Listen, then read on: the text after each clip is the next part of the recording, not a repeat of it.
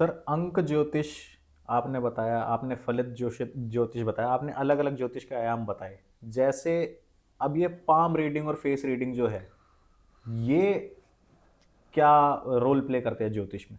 देखिए, हस्तरेखा है, सामुद्रिक शास्त्र है। जी। आपकी हाथ की रेखाएं हैं, आप पैदा होते हो, और ये रेखाएं जो हैं ये आपके बारे में बहुत कुछ बताती हैं।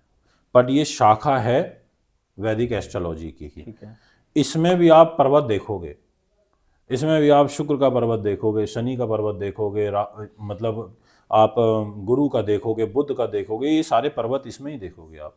इन कि ये पर्वत ऊंचा है तो इसका ऐसा नेचर होगा, इसके ऐसा होगा, यहाँ ये लकीर बढ़ रही है तो इसकी ये शादी हो सकती है। और रेखाएं ना ग्रहों के अकॉर्डिंग समय समय पे बदलती है। आप कभी भी देखना, जब आप उसको मैग्नीफाइंग ग्लास से देखोगे तो आपको समझ में आएगा कि रेखा, जो बड़ी रेखाएं वो तो आपको नॉर्मली दिख रही हैं, ऐसी हैं। जो सूक्ष्म रेखाएं होती हैं, ये सिर्फ ये 3 रेखाएं नहीं हैं, सूक्ष्म रेखाएं जो होती हैं वो समय समय पर परिवर्तित होती रहती हैं, ग्रहों के मूवमेंट के हिसाब से भी बदलती रहती हैं। हाँ, मैं मानता हूँ बहुत अच्छा विषय है। आप कोई व्यक्ति हस्तरेखा का स्पेशलिस्ट बन जाता है, कोई न्यूमरोलॉजी का स्पेशलिस्ट बन जाता है। जैसे आप हार्ट के सर्जन बन गए, आप आई स्पेशलिस्ट बन गए, आप गायनोकोलॉजिस्ट बन गए, या आप ऑर्थो के अंदर चले गए। अब आप जिस भी शाखा में घुस गए उसके स्पेशलिस्ट बन गए, बट आपने पहले एमबीबीएस तो करी। जी। तो सर इसमें कितना स्कोप है हस्तरेखा में और बहुत फेस स्कोप है। रीडिंग में आगे फ्यूचर में फेस कितना रीडिंग में अच्छा, फेस रीडिंग में भी स्कोप है, उससे ज़्यादा हस्तरेखा के अंदर स्कोप है, क्योंकि उसमें आप आराम चीज़ों को देख के बता सकते हो। फेस रीडिंग में साइकोलॉजी का बहुत बड़ा रोल रहता है, ठीक है। बहुत बड़ा। जैसे अभी मैं थोड़ा सा शांत सा हो जाऊं तो आप मेरे फेस के एक्सप्रेशन देख के खुद से भी भांप लोगे, साइकोलॉजी का इस्तेमाल करके, पंडित जी कुछ परेशान है तो आज आचार्य जी, है ना। मैं ऐसे हाथ रख के बैठ जाऊं तो आपको ऐसा लगेगा कि कोई बहुत गहरी सोच में है, कोई बहुत ज़्यादा कुछ सोच रहे हैं आज, है ना, ऐसे रहेगा। यानी कि मेरे फेस के जो एक्सप्रेशन होते हैं, फेस की जो मेरी रीडिंग निकल के आ रही है, वो इंसान के सोच को बताती है। कि एक आदमी आपके कैबिन के अंदर एंटर हो रहा है। अब सर, सर मैं एक मिनट, सर सर, हाँ आइए आइए बैठिए। अब उसका इतना एक्सप्रेशन ही आपके लिए इनफ है कि वो क्या हो सकता है, वो किस विचारधारा का हो सकता है। वो प्राइवेट सेक्टर में नौकरी करने वाला व्यक्ति है या वो कोई अधिकारी है, वो आपके पास आया, सर, आप समझ जाओगे हो सकता है पुलिस से हो, आर्मी से हो, सर। यानी कि व्यक्ति की ऑरा, बॉडी लैंग्वेज। उसकी बॉडी लैंग्वेज, उसका फेस, उसका बैठने का तरीका, उसके चेहरे का प्रकाश, उसके फेस का प्रकाश आपको ये फील करा देगा कि यार ये बहुत पॉजिटिव ऑरा का व्यक्ति है, और आपको पॉजिटिविटी फील होने लगेगी। अदरवाइज आपको मनहूसियत फील होने लगेगी कि किसके साथ बैठ गया।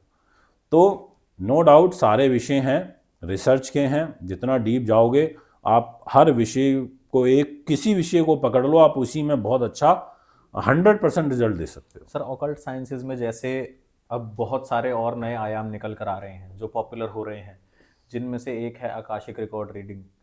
कुछ आयाम है ऐसे जो अभी भी इंडिया की जो ऑडियंस है उसके लिए नए हैं, जिनमें से क्रिस्टल हीलिंग हो गई, क्रिस्टल आजकल हीलिंग हो हो गई गई क्रिस्टल और से हील करना। हिप्नोथेरेपी हो गई, हाँ, आकाशिक टैरो रीडिंग हो गई।